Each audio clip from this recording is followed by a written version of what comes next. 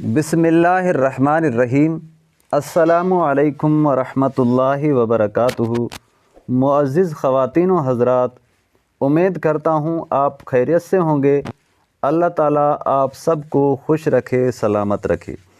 آج میں آپ کو صلاۃ التسبیح پڑھنے کا ایک بہترین طریقہ بتاؤں گا۔ اس نماز کی بہت بڑی فضیلت ہے۔ اس کے پڑھنے سے انسان کے صغیرہ اور کبیرہ گناہ اللہ تعالیٰ معاف کر دیتے ہیں۔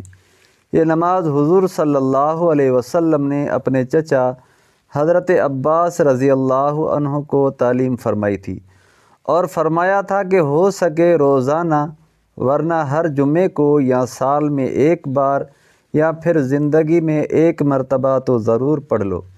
اس کے پڑھنے میں تقریباً 20 منٹ لگتے ہیں۔ رنج اور مصیبت اور سختی کے وقت یہ نماز نہایت مفید ہے۔ اس نماز کی 4 رکعتیں ہیں۔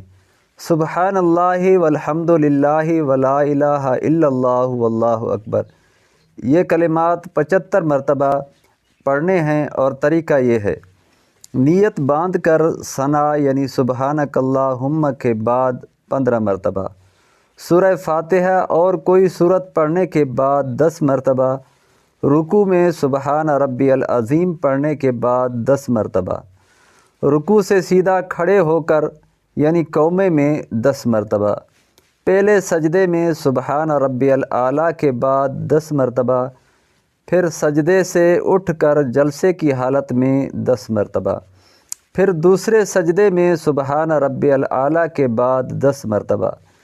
اس طرح ایک رکعت میں 75 مرتبہ ہوئے۔ پھر دوسری رکعت کے لیے کھڑے ہو جائیں اور اسی ترتیب سے چاروں رکعتوں میں یہ کلمات 300 مرتبہ مکمل کریں۔